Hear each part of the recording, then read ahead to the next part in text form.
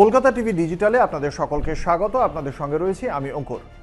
আপনারা সকলেই জানেন বাংলাদেশের প্রাক্তন প্রধানমন্ত্রী শেখ হাসিনা এবং সেখানকার প্রাক্তন স্বরাষ্ট্রমন্ত্রী তাদেরকে মৃত্যুদণ্ডের সাজা দেওয়া হয়েছে এবং সেই বিষয়টিকে কেন্দ্র করেই বাংলাদেশের পক্ষ থেকে নয়াদিল্লিকেও জানানো হয়েছে যে এই যে শেখ হাসিনা যে ভারতে আশ্রয় নিয়ে রয়েছেন তাকে যেন বাংলাদেশে প্রত্যর্পণ করা হয়।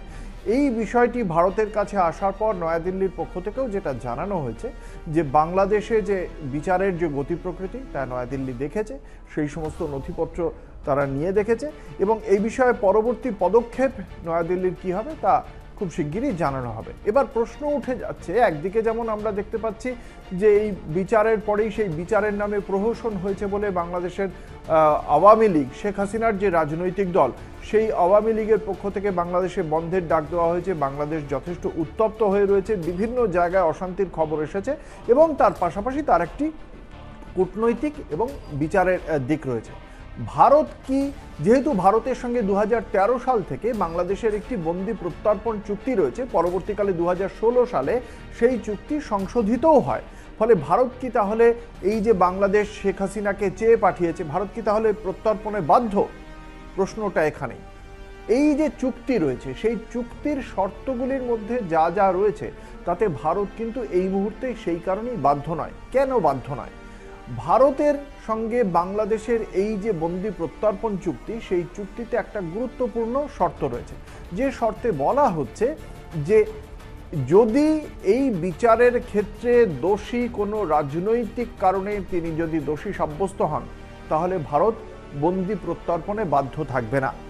2, এই ক্ষেত্রে যে বিচার হয়েছে সেই বিচারের ক্ষেত্রে যদি সুনির্দিষ্টভাবে যিনি অভিযুক্ত বা দোষী সাব্যস্ত তাকে আত্মপক্ষ সমর্থনে যদি পূর্ণ সহযোগিতা করা না হয়, তাকে যদি সেই সাহায্য না করা হয় আইনের দিক থেকে, তাহলে কিন্তু ভারত তা নিয়ে প্রশ্ন তুলতে পারে।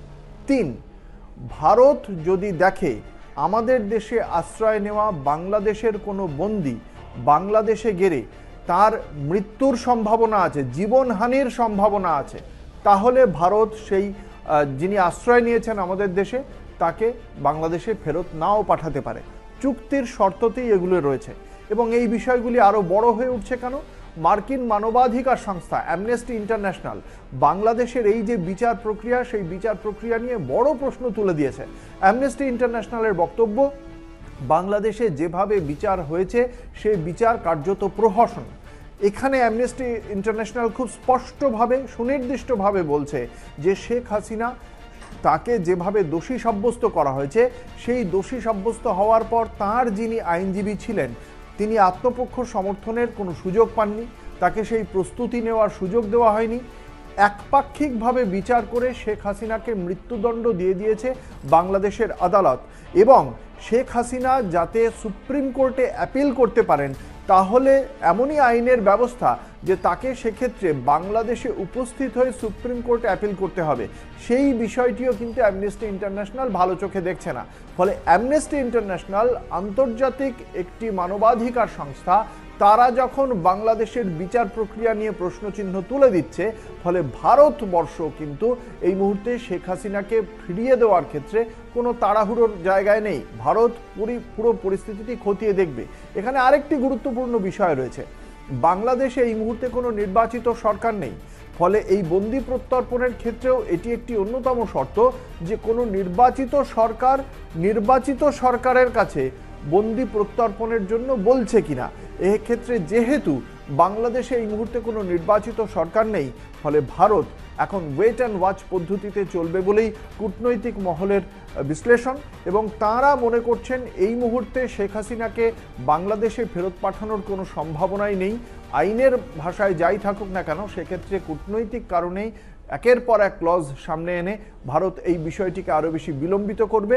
নির্বাচিত সরকার আসার পর এই বিষয়ে নতুন কোনো পদক্ষেপ হয় কিনা বা আইনি ক্ষেত্রে শেখ হাসিনার জন্য নতুন কোনো পরিস্থিতি তৈরি হয় কিনা, পুরো বিষয়টি দেখার পরেই পরবর্তী পদক্ষেপ নেবে। এই মুহূর্তে কোনো ভারত বা নয়াদিল্লি কোনো পদক্ষেপ করবে না বলেই মনে করা হচ্ছে।